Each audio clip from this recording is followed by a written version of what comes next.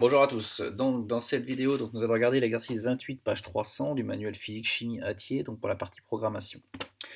Donc, dans cet exercice, vous avez l'étude de la caractéristique d'un panneau photovoltaïque. Donc, pour les questions et la correction des questions électricité, je vous renvoie vers le PDF disponible dans le cahier de texte du jour. Pour ce qui est, par contre, dans la vidéo, nous allons traiter ici la question qui aurait trait à la programmation et au tracé de la caractéristique avec le langage Python. Donc, pour ça, vous avez ici un morceau de code qu'il va falloir que vous complétiez en remplaçant les valeurs de tension par les valeurs du tableau et ici les valeurs d'intensité par les valeurs qu'il y a dans le tableau. Alors pour ce faire, on va utiliser la plateforme Lycée Connecté avec l'application Jupyter. Donc pour faire ça, vous vous connectez sur votre compte Jupyter et une fois que vous êtes sur votre compte Jupyter, vous cliquez sur l'icône ici qui sera en haut, qui sera Mes applis. Et dans ce cas-là, si vous cliquez sur cette appli-là, vous arriverez sur une page où il y a plein d'applications disponibles sur Jupyter. Et celle qui va nous intéresser aujourd'hui, c'est Jupyter, donc celle-là.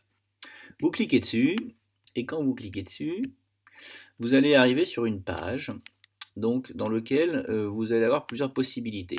Là, c'est tous les fichiers que vous pouvez télécharger de votre ordinateur si vous avez des fichiers directement IPYNB qui vous permettent, donc c'est NB Notebook Jupyter. Donc vous pouvez les télécharger avec cette icône-là, j'y reviendrai tout à l'heure. Si jamais vous avez envie de vous faire un morceau de code parce que vous avez trouvé un programme sur internet et que vous pouvez bien entendu partir d'une feuille vierge et vous pouvez vous amuser en cliquant sur ici Notebook Python. Donc si je vous montre ici, donc vous allez arriver sur une page dans laquelle ici, si vous rentrez du code, vous pourrez très bien écrire tout le code que vous voulez dans cette case ici. Pour le compiler, vous cliquez sur la petite flèche ici, lecture, et dans ce cas-là, si ici il y a code, ça veut dire que ici que vous rentrez du code. Si vous voulez rentrer autre chose que du code, vous pouvez regarder Markdown, ça veut dire si vous voulez faire des titres, des choses comme ça, mais en gros, si vous voulez faire du code, vous laissez code, et dans ce cas-là, ça sera du code Python. Vous cliquez sur lecture, et si jamais vous n'avez pas de problème dans votre programme, il va compiler et donc il va faire ce que vous voulez demander. Si jamais il y a des problèmes, il va vous dire qu'il y a des messages d'erreur, il va vous afficher des messages d'erreur et ça sera à vous de trouver bien entendu le problème. Alors nous aujourd'hui, vous allez aller vous d'abord télécharger le fichier en Pronote, dans le contenu du cours. Vous allez télécharger un fichier que j'ai appelé donc dans les documents activité 8. Alors c'est 8.2. Ah non, je suis en seconde là. Hop, 8 secondes. Activité 8.3. Donc le fichier que vous avez à télécharger, c'est le fichier qui s'appelle exercice 28 élèves. Donc regardez bien, je le fais devant vous. Quand je le fais et que j'importe ce fichier, alors attendez, je recommence. Hop. Donc là, il vous le met normalement ici. Regardez bien, il a dû apparaître ici. Donc exercice 28.ipynb. Donc vous en aurez peut-être aucun, donc ce sera peut-être le premier. Donc ce sera assez facile de le trouver. Ensuite, vous cliquez dessus. Vous double-cliquez dessus et dans ce cas-là, vous allez ouvrir donc le fichier que je vous ai préparé. Alors ici, cette première colonne, cette première case.